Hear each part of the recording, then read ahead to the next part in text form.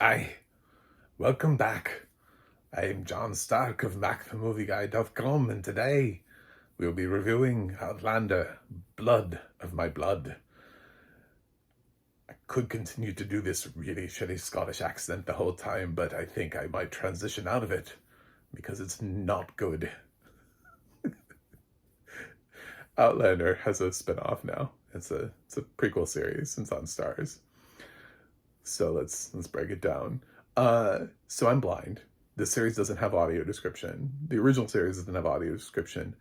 I don't think Starz know. Actually, they do know what audio description is. So sorry, side tangent. I love you. Stay with me on this. We'll be this together. So I do this a lot. I actually reached out to Starz a long time ago, and this was when this was before like DEI became, like I don't know. I don't know what it is now. It's like you say it out loud and like somebody, I think like ICE attacks you or something. I don't even know. But so I reached out to their department that was in charge of that, and I was like, well, these people, I mean, they have to deal with this because accessibility is under inclusivity. Like you can't be inclusive if you're not accessible. And they I sent an email to their department and they just kept responding with, Starz is committed to diversity, equity, inclusivity. I was like, yes, but you don't have audio description. Why don't you, can we talk about your audio description? Can we talk about accessibility? And I just kept emailing. I was emailing like people at corporate. Like I found their emails. I had to go down a rabbit hole. And I never got them to ever talk about why they don't have audio description or why they're not using it, because they have movies that have audio description. They just don't get the tracks for them. Lionsgate at the time was like, I think co-owned Starz or partnered with Starz. Lionsgate produces a ton of audio description. They're not using it. So these films would like debut on Starz. These shows just don't have audio description. Outlander doesn't have audio description. Blood of My Blood doesn't have audio description. At least not in America. I don't know. I know sometimes when streaming services don't exist other places, these shows don't appear on Starz because you don't have Starz. You have something else. So these shows have different deals with different streaming services. So if you're watching me and you're in Italy and you're like, Outlander has it, it's on Disney Plus. I'm like, okay. I don't know. But if it has Italian audio description for you, cool. But I had to watch this without it. I watched the first two episodes, and I watched Outlander for a while until it got dumb. It did. It got dumb, guys. I'm sorry. If you're a huge Outlander fan and you made it all the way to the end of that series, and you're like, oh my God. So that was like, they are time hopping too much. Like, there are too many fucking people here from the future. And then they're like going to go back. They like found another thing. I made it all the way. They were in America. Multiple people had been raped at that point. And so much rape in that show. Claire's daughter was there with her husband. Well, didn't start out as a husband, but husband, and their son. And like they were trying to like time travel back. And that was like around the time where I was like, well, this show is officially, the shark has been jumped.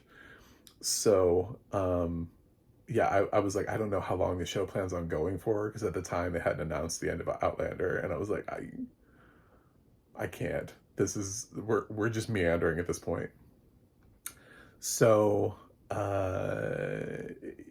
if you open one more portal, everybody goes through it. Like Claire, Jamie, everybody. Like, let's all go through to the future. And then like the cool thing is that Jamie's suddenly in the future and he gets to see what that's like. So that would have made sense to me. End of series, done. Moving on. So, but this is about Jamie's parents and Claire's parents. So the first episode is like 95% Jamie's parents. It's Ellen Mackenzie. There's this Mackenzie clan. Her father's just died.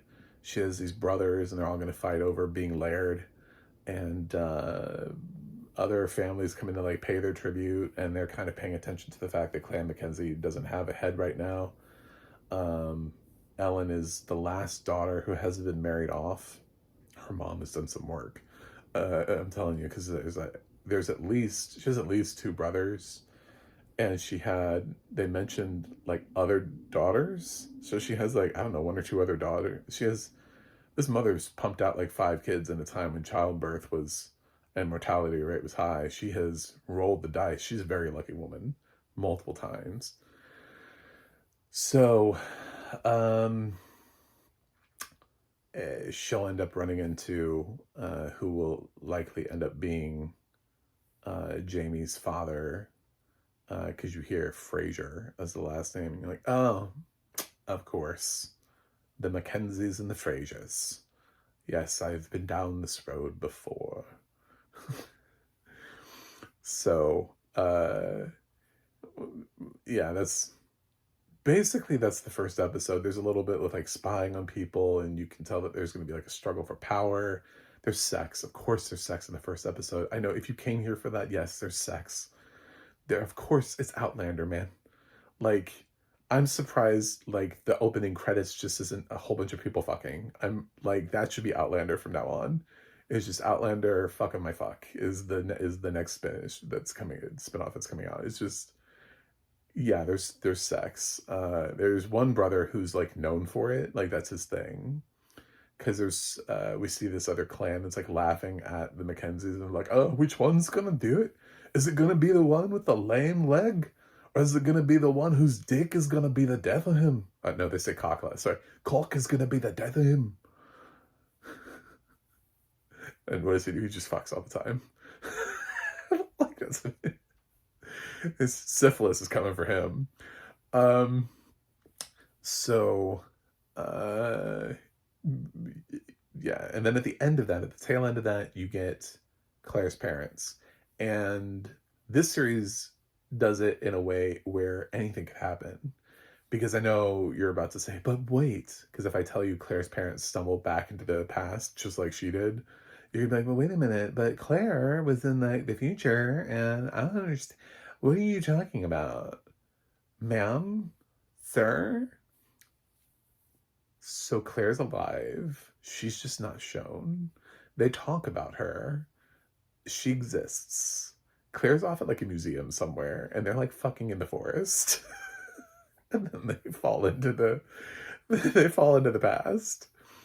And that's what Claire's parents are doing. So Claire's already alive. Her parents need not return. I don't remember if she talked about what happened to her parents in the original series. I don't remember everything that happened in that series, like every little tiny piece of lore. But if they never brought it up, her parents are totally expendable. Like, they don't ever have to return because they've already produced Claire. Now, Claire's mom, Julia. I don't know if it's an E or an A at the end.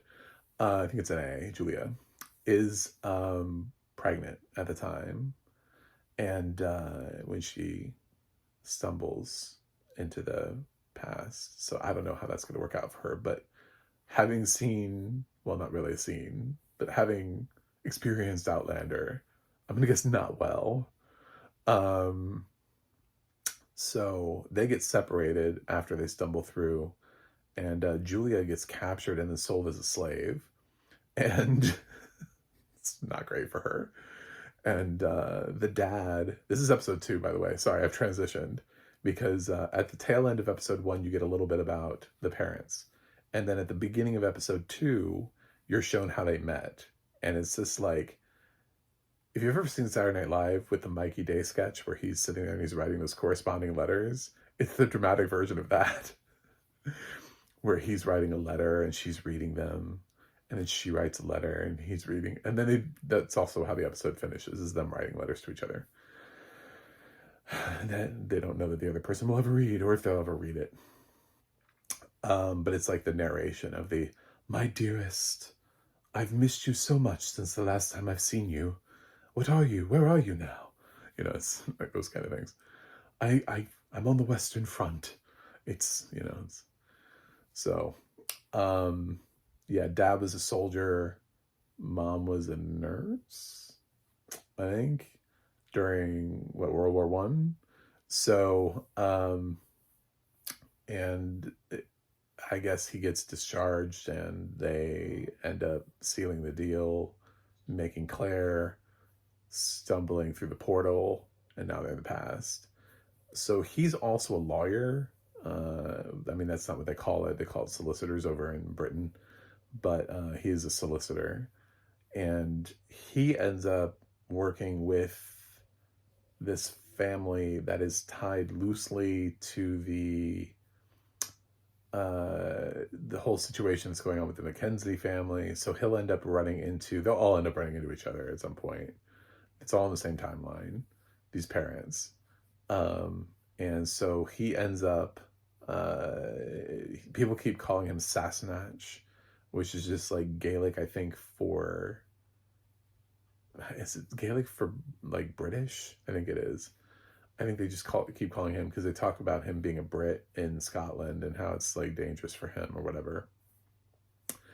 And of course, they travel back through time, so they have no idea what's going on. So he ends up sort of calling out the fact that this guy's, this one other Laird's right-hand man is being paid under the table by somebody else to sort of screw him over, which ends up being true. So he gets to have that guy's job because the other guy gets killed.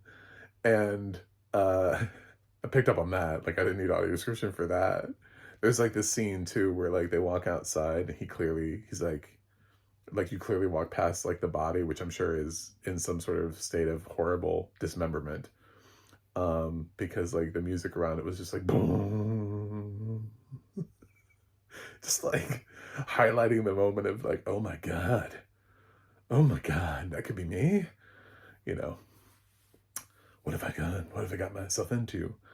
Meanwhile, Julia, like I said, was sold into slavery, so she's now working in the house of this other guy who we saw her. We did not know it was her, but we saw her in episode 1 because there's a little scene where this servant tells this other servant to, head back in the kitchen. Well, that was Julia, which we find out in this thing because we like come full circle, and her Laird is Frisky. Julia is definitely getting raped. I don't mean to make that like a laugh thing, but if you ever watched Outlander, you know what I'm talking about, and you know this series is not afraid to do it. You know that this series, if you're a guy, if you're a girl, it doesn't matter. You'll be raped. Like, some of the characters were raped multiple times in Outlander. I don't understand why people find it so romantic. Like, I was most of the time I was mortified by Outlander, but I was like, oh my god, there's so much rape in this show. It's such a weird, and then people are like, oh, it's so romantic. And it's like, it's pretty. I get it. Like, the score is beautiful. I love the score. The music in this show is lovely. You could just sit and listen to it all day long. It's just this fantastic Scottish music. I'm sure the scenery, like the cinematography that I can't see, is just lovely. The Scottish Highlands, I'm sure, look amazing. And I realized that just in general, Scottish voices do make me horny because I was sitting there the whole time going like, half is cast. So I get it, but at the same time, rape makes me seriously uncomfortable. And when you start putting that in a show, it starts like making me go, never mind, I'm not horny anymore. I'm not into this. And we haven't done that yet. We've just killed people. So we'll see what happens. But I feel like I know where this is headed. Because he has this encounter, Laird has this encounter with her, and she narrowly escapes whatever was about to happen. And I'm like, he's like, next time, Ben. I'm like, oh yeah, I know it'll be next time. Like, it's inevitability. It's Outlander. So I'm probably gonna watch a few more episodes before I put it on the tomato meter just to get a good idea of it. I don't know that I'm gonna finish the show. I don't know what I'm gonna do with the show because I didn't finish Outlander. It's tough to get me to stay with a show that doesn't have audio description. I could follow most of this. I mean, there are action sequences and things that don't happen. There are characters that in places that they are where people just don't talk much, and I'm missing a lot of context, but I got through like the core of the story. Like I followed that. But at the same time, I really don't know how many brothers Ellen has. I think she only has two, but there was like a third one that was popping up around, but I don't know if that was a brother. I don't know if that was a brother, a friend, or a cousin, or an uncle. I have no idea. It seems like there are only two because they keep talking to each other like there are two of them. Um, but yeah, so eh, it's I want to absorb a few more episodes before I decide whether I'm going fresh or rotten with this, with lack of audio description being factored in, with the fact that Starz refused to make, because that's my perspective. That's what makes me different, is the fact that I'm a blind film critic. So now I factor the fact in of how did I enjoy it with audio description. Right now, I would say narrowly, I would lean fresh. Even without audio description, I was able to follow, but I don't know that that's always going to be the case, because often these are basically like two pilot episodes back to back. This is like one long pilot episode because they have to explain to you who Jamie's parents are and then who Claire's parents are. So they're treated like a pilot, and pilots are very explanatory when they're done right anyway, because they're setting up a show. It's what happens after that that becomes a little bit of a problem. Once they feel like they've told you who these characters are, what the situation is, what are the stakes, what's the direction we're headed in, then how much is it, what's the experience like after that? So that's why I want to see a couple more episodes, because I'll know easily by episode 5, I would say, about whether or not this is going to be remotely watchable without audio description for people who are Outlander fans. I think if you're blind and you read the book and you're an Outlander fan, you were looking forward to this anyway. You probably tried to force your way through the first Outlander. So I think there are probably some people who are, but it's a narrow audience. And I know there are a lot of people who would like to see these shows, or they watched one episode of it and they were like, no, I can't do this. So that's the problem, is that if Starz would do accessibility, they would find themselves a much larger audience than what they're getting, other than like the 5 blind people who read Outlander and are obsessed enough to try to force their way through it, or somebody like me who's a critic and just does it for purposes of translating it onto like the, what are you going to get out of it? So because they're pilots, they're going to be naturally more explanatory, so I made it through it a little bit more. I actually thought the series was going to be a hot mess because I thought the idea was dumb. I was like, oh, we're going to follow their parents now. Anyway, so this is not my final grade. Now I have to do these things really weird, because it's like, it's sort of like with Wednesday. I just did a recap of when the first 4 episodes of Wednesday, but that's not my final grade. It's going on to the tomato meter. It was sort of like, this is where it is now, but this could fluctuate and change depending on the back 4.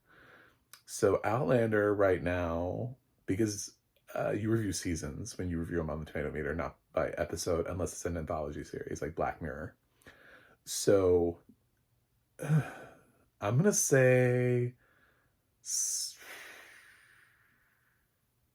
it's looking in like the low 7s right now. That's coming off the heat of a pilot, though. Like I said, pilots are really, so could it stay here and explain a lot? Sure. I like, the thing about the sex is that every time somebody's having it, it's like, how do you want the description? Because you can hear it. I mean, it's fun to have audio description for it, but these are not quiet scenes. I could tell everybody, every time someone was having sex, I knew somebody was having sex. So I'm fully aware of what I'm missing, but the core story of it, I actually impressively followed more of it than I thought I would. Considering there are always characters in Outlander where I was like, who is this? Like, where did you come from? Which character is this? So right now I seem to be doing okay, but I think this is going to go down. Anyway, thanks for watching. Thanks for subscribing. And I will see you guys on the other side.